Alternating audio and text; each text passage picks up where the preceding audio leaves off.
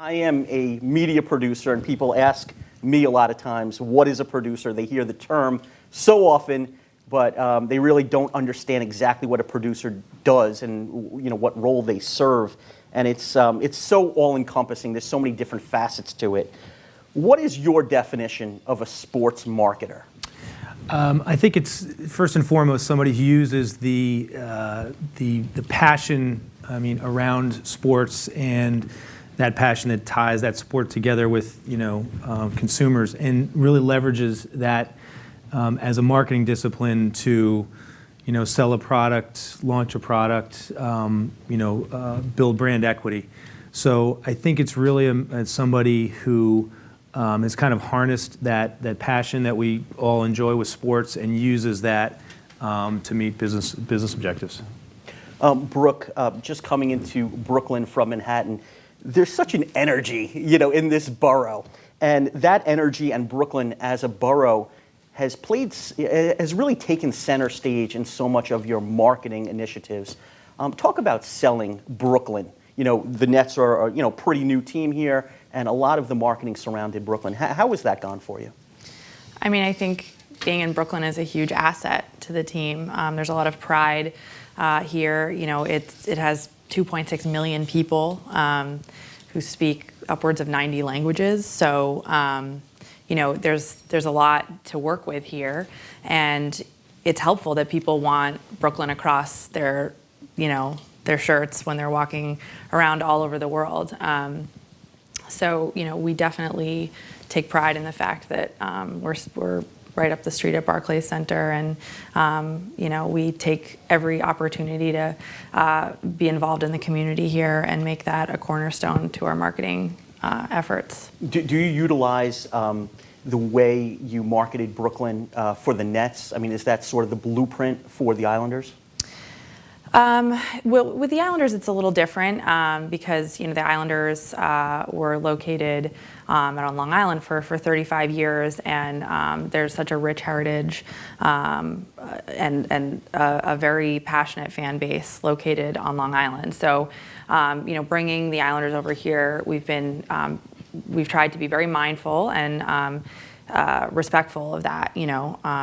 Uprooting a team and all of the traditions that came out of Nassau Coliseum and bringing them over to Barclays Center, we want to keep those traditions alive every way we can, but also be inclusive of the community here and help to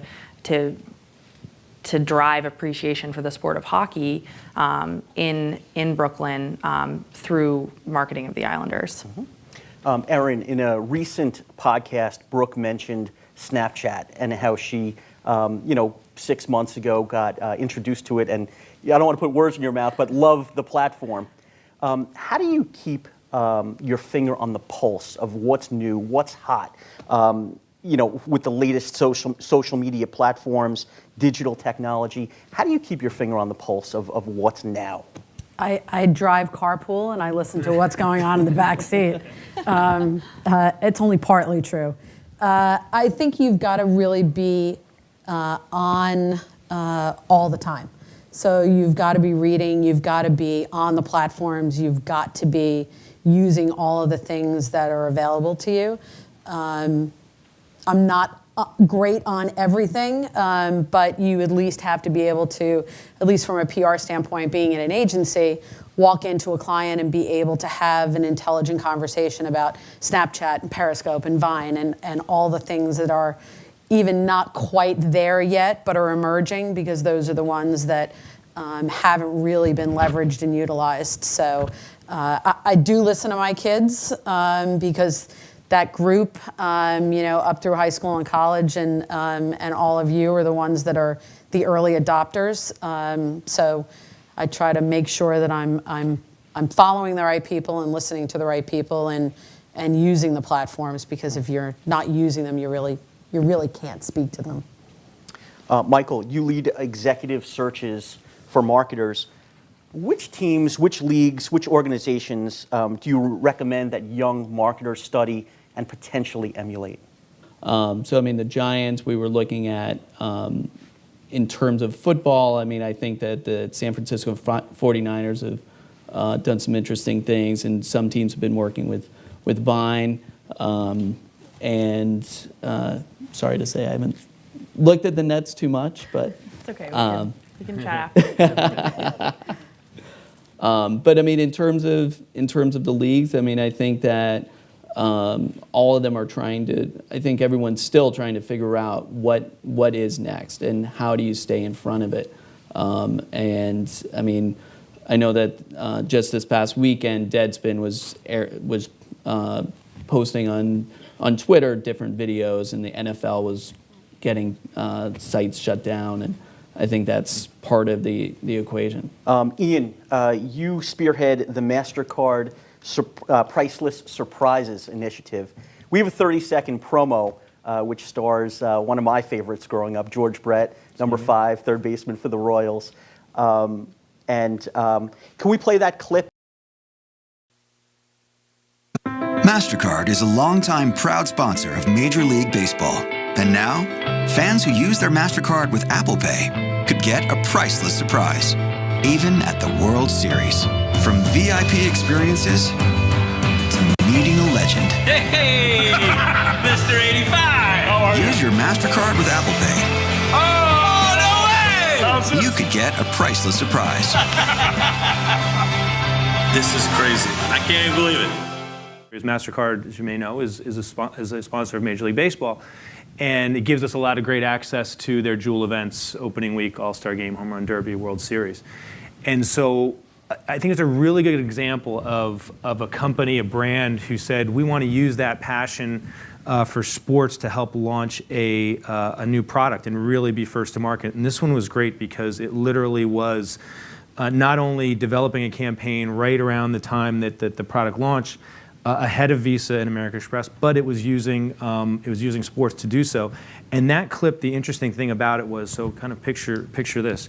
This is a part of the Priceless Surprises campaign, and surprising people and cardholders is not an easy thing to do. And I've lived that over the past kind of year and a half, especially if you want to capture it and capture the experience. So I won't bore you with all the details, but basically about a week ahead of time, we had to convince or ask 15 cardholders in the Kansas City area who were iPhone 6 users to come out to Kauffman Stadium the day before the World Series for a day of baseball, whatever that means. Thankfully, all 15 of them showed up with a guest. They signed waivers when they came in. They didn't really know what they were signing waivers for. We told them, hey, there's going to be, the Royals are doing a lot of PR, press the day before the game at Kauffman, and so there's going to be a lot of cameras around, so just don't worry about them. And so we sequestered them in one of 3 suites where we explained, how to download their Apple Pay onto their iPhone 6. Little did they know that George Brett, who through Major League Baseball and the Royals, we were able to develop a relationship with, and as they were being interviewed, or he walks in, and we probably, and as the surprises were going on that were being filmed, we had to make sure the other people didn't see them or hear them. So the thing I tell people about that video, or that spot, was those people were not actors. I mean, I was standing next to them, and that guy said, "Mr. 85" on cue. Like that was not scripted. So I think it was just a good example of taking a league relationship with a huge product launch and leveraging. We actually, through Major League Baseball, we didn't have a relationship with the Royals, but we were able to do a short-term deal just for that spot through the World Series. And I think it was just a good example of taking a platform kind of full circle. Social, as you can imagine, was a big part of this, and how it all came together. Did anybody ask about the Pine Tar incident? No, we didn't, and I wanted to. Like George Brett, terrific guy. It was great to work with. I mean, I wore number 5 in high school, and I wanted to, but decided, probably best to stay away from. Probably a good idea. Probably a good idea. Erin, you are on the National Board of Directors of WISE, Women in Sports and Events. How would you characterize the level of opportunities for women in this industry in 2015? There weren't a lot of women back then. there just weren't. And there weren't a lot of women as mentors. There weren't a lot of women to say, yeah, you can do this, go scratch, absolutely, there's women here. But, now today there's a lot more women. There's women in every front office of every league, on the teams. It's not quite the opportunities that are equal, and eventually my hope is that even an organization like WISE that's about opportunity for women in business doesn't really need to be around, because people will hire the best candidate, whether you're a man or a woman. But right now we need organizations like that are creating opportunities. So it's getting better. Brooke, what's your take on it when fans show up to the arena for the Nets games, the Islanders games? Do you want them on their phone? And if so, what do you want them doing on their phone? That's a good question. I mean, I feel like I want them to be comfortable. So I want them to be engaging on whatever platform they feel most comfortable on. So if they're on their phones, I want to be providing them with experiences that keep them within the world that I'm building on behalf of the Nets or the Islanders or the arena. So we have mobile apps for all three of our properties. We use beacon technology, so if you're walking through the arena, you might get a notification on your phone saying, 30% off the 40/40 Club tonight, if you want to stop up there. So from my perspective, I always wrestle with, within the arena, is the phone a first screen or is it a second screen? When you're watching the game, we obviously want you to be watching the game, but if you can watch a camera angle from the Nets bench, that might, from your phone, that's going to enhance your experience, and it's going to drive value back to the people who are paying for tickets. Which platforms are hot right now? It's October 2015. If you want to fish where the fish are, what are the platforms to fully utilize? Well, I think it depends on what your goals are. I think that if you want to interact with millennials, you want to be reaching them on their phones. You want to be on platforms like Snapchat or Instagram. If you want to be selling tickets, which we of course do, we see much higher conversion on desktop. So, I think it's about reaching people, where they interact most, but making smart decisions about what levers you're pulling across different platforms, and making sure that you're present across all of the platforms. When we talk about landing jobs, LinkedIn always comes up. What is the best utilization of that platform to land an entry-level job? First and foremost, you got to be a marketer, and I think that comes from that goes to self-marketing as well, and really touting the skill set that you have. And digital and social media is one of those things. I mean, I think there's so much opportunity, today for entry-level positions, and you live that with social media on an hour-by-hour basis. And so I really think I'm most impressed when people are showcase how their knowledge in that space and how that can be used to reach, or could be used to reach consumers. Even though it is a very competitive industry, I'm still always surprised that we always have a lot of entry-level positions that are waiting to be filled, whether it's at the intern, trainee level, or account executive level. And so that's I think when we all kind of came into the industry, or at least speaking from experience, it was so hard to break in and even get an interview or an informational interview. And there are a lot of opportunities if you're willing to do the work and willing to, certainly to break in, you've got to pay your dues. Talk about the bond that executives, anybody in industry has with their college, their fraternity, whatever is unique to them, but in this case, their college. And how effective is it for young marketers or any, entry-level person to reach out to alums of their school in the industry that they want to pursue?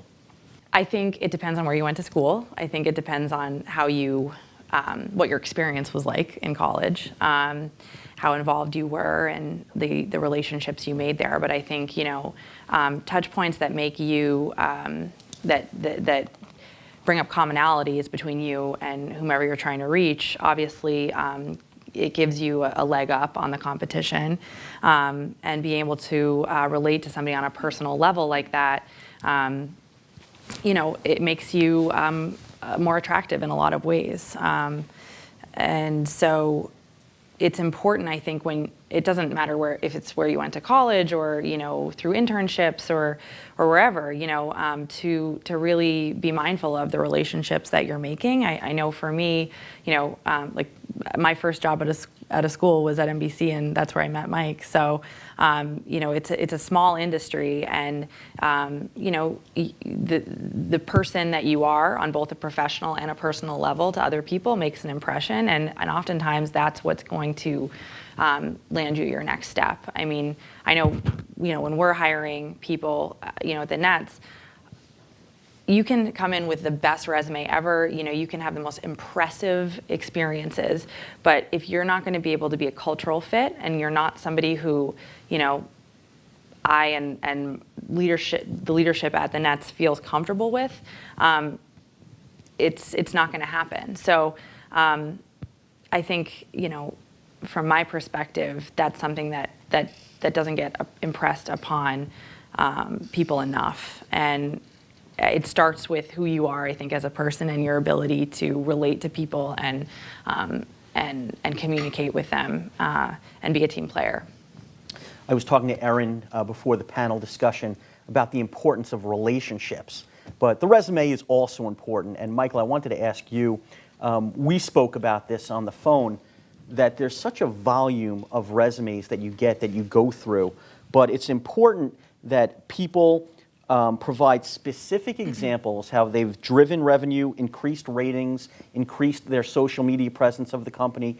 Talk about that, as well as some of the other key ingredients to a resume that will catch your eye. There's two things that I look for when I do get resumes. One, that it's clean and that I can really read it quickly, because if it's too wordy or just difficult to read, it's not going to be paid attention to. The second thing is really to use it to distinguish your accomplishments. And basically, everyone on this panel has responsibilities, but what have you done that can distinguish you, that it will separate you from the next person? Because that's going to be what gets you the role. I mean, in addition to the submitted references, we do look. I mean, they did it before they hired me. Is that we'll do the blind referencing to reach out to people we know that might know that person, so that we can get the full 360-degree view to be able to really understand, are they doing what they say they've done? And it goes back to the resume, and I mean, it goes even back to an interview. I mean, the founder of our firm is very quick to say, anybody can win over someone in a 1-hour interview, but it's really that other diligence that allows us to really understand what someone's strengths and weaknesses are. How important is likability in the whole process? Oh, the cultural fit, I mean, as she was saying, the cultural fit is extremely important. It's one thing that we're trying to understand for everything. I mean, there's so many, the environment right now is that there is a lot of people that are that they have the ability to fill the roles. But at the same time, you need to go that next step to be able to understand who's going to be that right fit. I I think I've heard in the last couple of years, it's the drink test or the airport test. Who will you want to spend an hour at the airport with while waiting for a plane? And if it's a case where you're not going to want that person, are you going to want to spend 60 hours a week with that person as well? Erin, relationships, any job whatsoever, is there anything more important than having great relationships? I tell the people that work on my teams that you may not love everybody that you're working with. You don't have to. You're not related to them. But you have to maintain a good relationship, because the client that you're working with today, or the producer, or the reporter that you're working with, could be your next client, your next colleague 5 years from now. And it happens all the time. Finding the right relationship is key, because you want someone that you want to look up to. You want someone who may have shared a similar path and has similar passion points and also has a voice within your company. I think that's super important, or within your industry, because they will provide you with perspectives that you certainly are not going to get on your own. And I personally have found the best relationships and the best mentors that I've had have been people that I don't necessarily work with on a day-to-day basis, that give me a different perspective or a different take on what I'm doing and how I'm seeing things. So stepping outside of my day-to-day bubble of people that I work with has served me well. I do mentor a lot of people, both within my company and outside of the company. And you do have a vested interest. You don't want to invest a lot of time in someone and help them and their trajectory and not see them succeed. So a mentor relationship, as you pick a mentor, you want it to be someone who's willing to, A, give you the time, but B, can really invest in you as much as you're investing in them. Because the best relationships from a mentor and mentee perspective is a two-way street. It's not just about the mentee. The mentor has an important role to play, and I benefit as much from every mentor that I have as I do from the mentees that I coach and I work with. Is it fair to say for the young marketers to have an incredible knowledge of the latest technologies? Is that an edge that they can provide in terms of complementary skills, whereas somebody who's been in the industry for 10, 15, 20, 25 years may not have that? No question. I mean, there's so much. I mean, when I broke in to the industry 20 years ago or so, we just didn't have there was no Wikipedia, there was no YouTube, and it's such an interesting dynamic where what you're doing in your personal lives on a daily basis can really add to your skill set for somebody like me or some of our senior management that just didn't grow up around it. Absolutely. Brooke, what should students be doing now? What should they be doing as undergraduates to set themselves up for a career once they graduate? Use the time in college to leverage every networking opportunity, and also to find, and when you do have the opportunity to get in front of people like us, ask where the holes are. There are a few different, fields now which are really hard to find really good talent. Big data being one of them.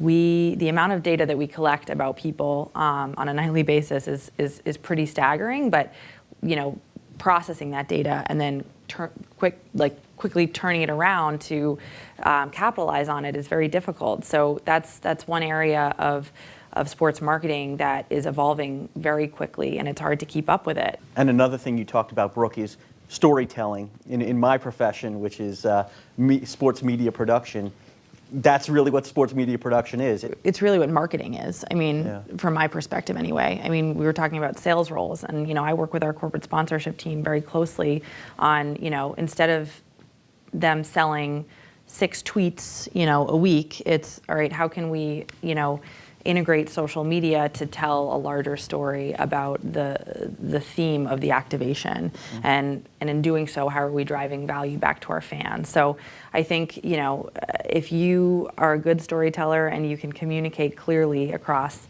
a slew of different media, you're already ahead of the game. Mm-hmm. Michael, it seems that so many schools now are offering advanced degrees in marketing. And you, of course, were in the quote-unquote real world and then went back to school for a degree. How effective is it to go back for these different sports marketing degrees? I got my master's in sports business at NYU. I had applied. I was a part of the original class there. It took me a little longer than most people because I had to do it part-time. I applied there when I was in between jobs. I landed at MLB.com before I started, of course. And where for me it didn't open up new opportunities per se, because I wasn't able to fully utilize the opportunities because I was working full-time and I was just getting married and whatnot. So I never had a chance to open new opportunities, open new doors by doing internships, etc. I know quite a few people that I went to school with that were able to do that. Someone that was at the UFC for a number of years, just started at FanDuel. I actually placed a classmate of mine at the WWE a couple of years ago. And I mean, a number of people that have allowed it, a number of people have gone to the Nets, to be honest, and probably Octagon, if I'm not mistaken. So, I mean, it definitely opens up new doors if you're able to properly utilize it. And I think as well, I mean, for one, I mean, anytime you can get that education and make new contacts, I mean, in general, that the connections that you make, whether it's in school, work, elsewhere, they somewhere down the line will open up new opportunities for you. Once you get that entry-level position, what do the entry-level employees have to do for 5 years, 10 years in order to hit you up for an executive position? What should they be doing year 1, 2, 5 through, say, 10 in order to set themselves up for, you know, a shot at an executive position? That's a great question. You know, I think that there's a lot of different things you can do. One, getting that mentor to help them learn the process. I think that you need to be aggressive and do well. I mean, making sure that you're accomplishing what's needed to be done, but the people that take the next step up, the people that will show the ambition and demonstrate something that someone else can't do, I think those are the people that do well within their own company, and it starts getting noticed, whether it's within your own company or within the industry. And I think joining organizations like WISE and other organizations like that just allows you to meet more people that are like-minded and that are looking to excel and further their career. Before we get to the questions from the audience, I want to bring up for Erin the Easy Button from Staples. She launched the Easy Button campaign, and it's been wildly successful.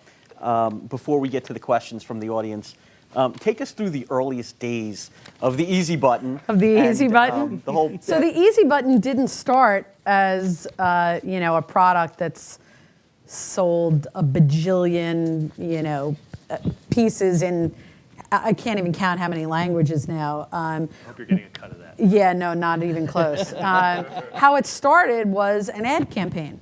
And it was the essence of, when you go to Staples, it's easy to shop there. They have everything. It's easy to navigate.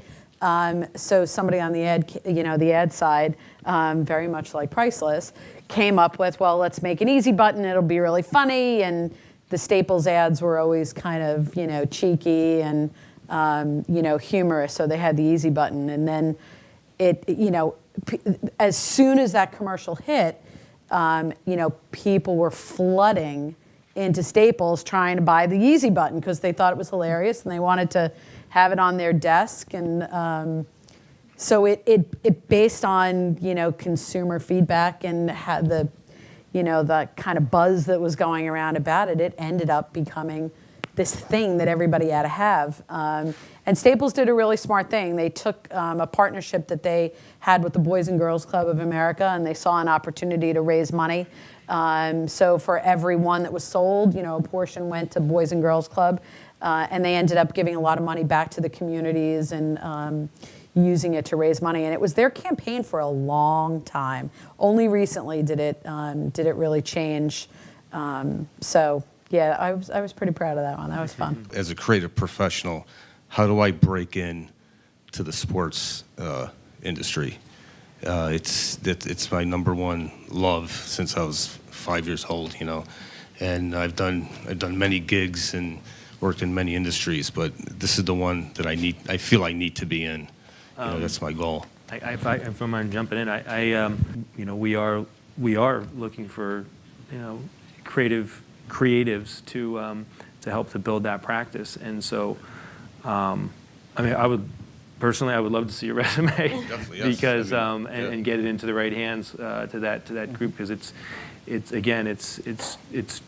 evolving, and I think that it's again, you got to be creative and a designer that first and foremost that probably has some level of passion for sports, but I think you've got to be that in your case, and I won't profess to know a lot about design, but that designer first and foremost, and then look at ways, because we do a lot of things that don't just involve sports. They might involve cause, they might involve some form of experiential marketing, some type of content marketing. So it's a lot broader than just sports, and that's one of the things that I find very interesting and fulfilling, that we can do things other than just. Of course, I love sports, but what is going to move the brand and move the needle for our client? I just want to follow up. Thank you, Michael. Yeah. What's your take on people like, Michael said it, like on people talking about their passion of sports? I think, when you come into that interview and just say, oh, I love, a huge sports fan, and so I want to get in the sports industry. Well, that's not really going to fly, because if it doesn't move a business objective, then or if you're not interested in that first, and in the case, hopefully, that sports can be a vehicle to meet the needs of a Mastercard or a Johnson & Johnson or the Brooklyn Nets, then you're not going anywhere. But if you can, show yourself as a smart, sharp marketer and communicator, and, because of your interest and knowledge of sports can only help. I think working with other agencies that are not sports agencies, they do other things very, very well, but us being the sports and entertainment experts to help them do their job better is really important. And of course, you have to prove that to show how they can meet the needs of a particular client. From a hands-on pragmatic standpoint, what does networking look like? Or better yet, what does good networking look like? Okay. Well, I can start. In 2009, I got laid off by NBC Sports, and I spent a year before I landed my current job. During that time, I was out 3-4 days a week. I was doing everything from outplacement to going to events, going to doing different studies. Sports Business Daily, I had a connection there. They did a whole article, a whole section that one week where it was different people that were out of work. NJ.com did a little profile on me. In terms of networking, it was literally about meeting new people. LinkedIn was early. It was early ages of LinkedIn. I was reaching out to different people throughout the country, in Europe. I was telling them a story about me, trying to find a way to make a connection, and just doing anything I could to make a connection to them, and to make a connection that 9 out of 10 times it's not going to lead to a job, but it's going to lead to something. And some of those people I'm still connected to in some regard, and utilizing them in a different way now that I'm in a different capacity. And it's just a matter of building your base that is going to open new doors to you. You got to be creative, and social media makes it even more advantageous, more opportunities. And then the biggest thing that I always told people, I knew people that were out of work for years, but the different approach that I had was that you need to stay positive. You need to stay above that, because some days you're going to have a bad day. Some days you're not going to get anywhere, but you need to go back the next day. I've sort of been honing my skills in terms of traditional advertising, sort of like traditional structure. But in this new era, I'm very curious in terms of specifically sports marketing. Should I be focusing skills more on different kinds of structure that are more appropriate for like Snapchat stories and things? Should I like sort of re-educate myself, and like what's the best way to get into that medium? It's great that you know how to tell a story. I mean, and you learn how to tell a story, when you're in grammar school, and so no matter the medium, the formula is the same. So it's you should familiarize yourself with emerging platforms. Obviously, a Snapchat story is going to look a lot different than a television commercial. You want the consumer to walk away feeling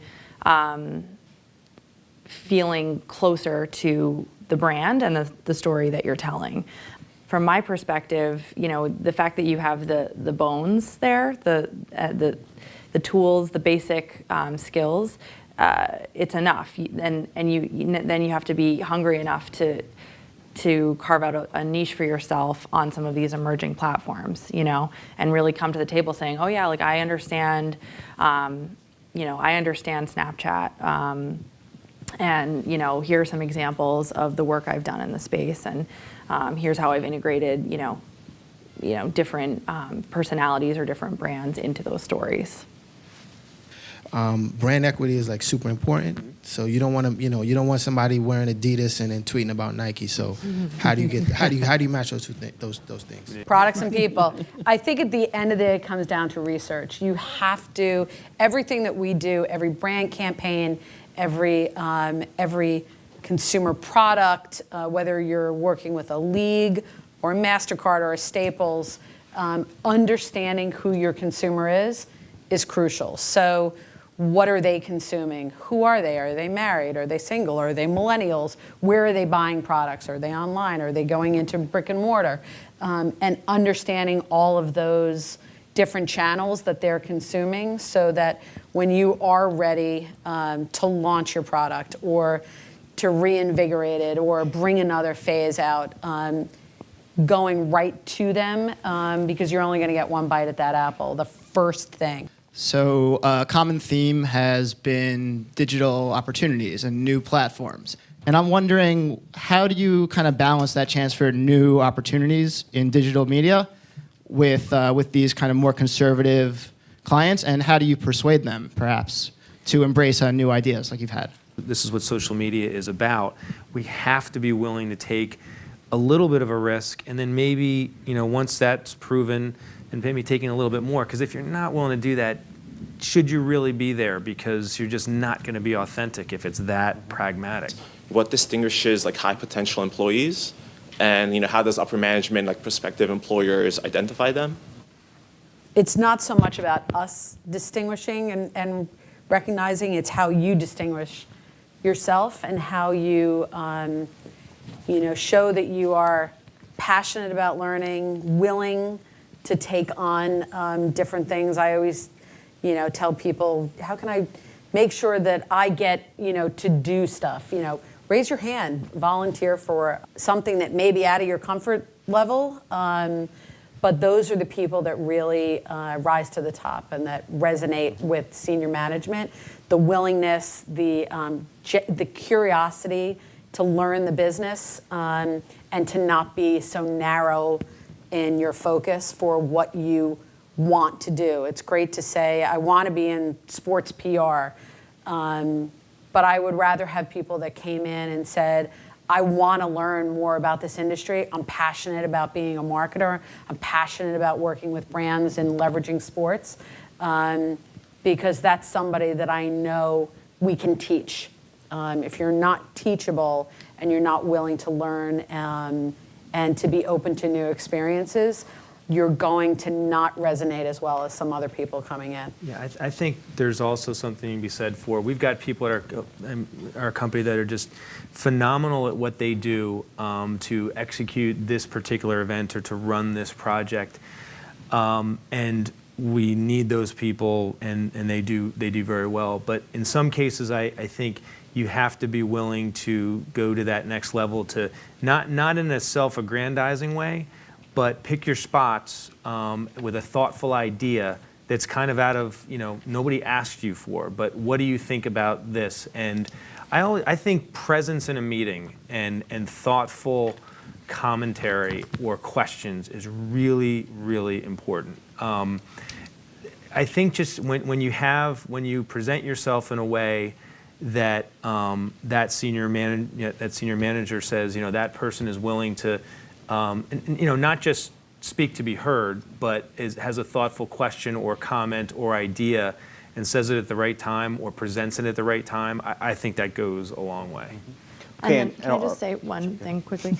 I also think it's about being a solution creator, like trying to make leadership's job easier by what you're doing, and becoming indispensable to the people whom you work for. And then the other thing is just, to Mike's point, like being somebody that you want to get stuck at an airport with to some degree. Like being somebody at the office that you're happy to see every day and you enjoy working with. My question goes for anyone who wants to answer it. What are the key factors in brand equity or brand strategy, and how do you use that to work smarter? We have so many choices. I'm talking across various industries, telecom, cable, whatever, the type of sports drink you drink. What is that element that's going to, in many cases, if there's not a hugely differentiated product, what's the one thing that's going to get me to pick that one versus the other?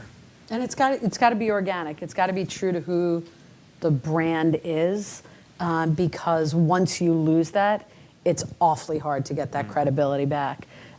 So who is that brand? One of my clients over the past couple of years is Johnson & Johnson, and everybody knows Johnson & Johnson because they've worked very hard at being true to who they are as the caring company, caring for babies, caring for families. So when they became a World Cup sponsor globally, everything we did had to come back to caring for communities, caring for players, caring for volunteers, caring for fans. So, it really, whatever a brand is doing has to go back through the filter of who are we as a company, as a brand, and are we staying true to really who we are? Because if you lose that brand equity and you're just out there to put your logo on something, or to slap a commercial up on the Super Bowl without having that connection, your fans see through it immediately. I want to thank the panelists. Beyond belief, you guys are outstanding. Major successes in their chosen professions. Please give them a round of applause.